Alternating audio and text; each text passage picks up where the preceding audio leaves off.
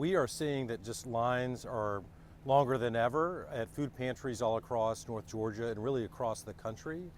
So many families are already dealing with the impact of inflation. And now we add to that the impact of the shutdown where federal employees are not being paid.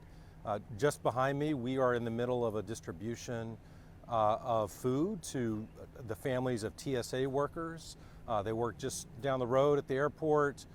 They're working without pay right now, and we're getting food to them so that while we go through this shutdown, they can continue to feed their families. And then, of course, the disruption to the SNAP program is going to put hundreds of thousands of additional people here in Metro Atlanta in harm's way. There's just tremendous demand right now, and people are very anxious and worried about how they're going to feed their families. Yeah, so we've already distributed today food to close to 500 households.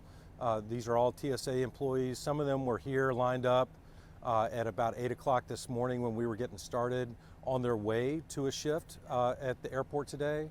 Right now we have folks who are rolling in who just got done with their workday and completed their shift. And we expect this to go on until later this afternoon. And then beyond that, we're just working to get the word out to federal employees all across the region to let them know how they can access food every day through our network of partners.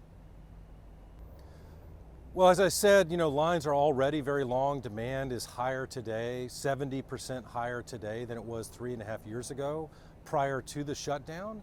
And so there's already a lot of pressure on our inventory here at the food bank. We're distributing 500,000 pounds of food a day across our region.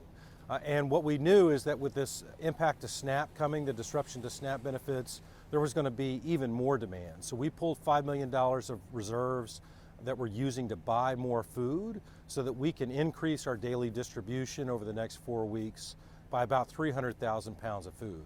And that's going to make a big difference, but it's not going to fully meet the need that is created by this disruption. Well, the last shutdown that we really experienced was in 2019, and there were two main differences then versus now. The first is we entered that shutdown where demand was not nearly as high as it was this time around. At that time, demand was a little bit lower than it had been due to a strong economy.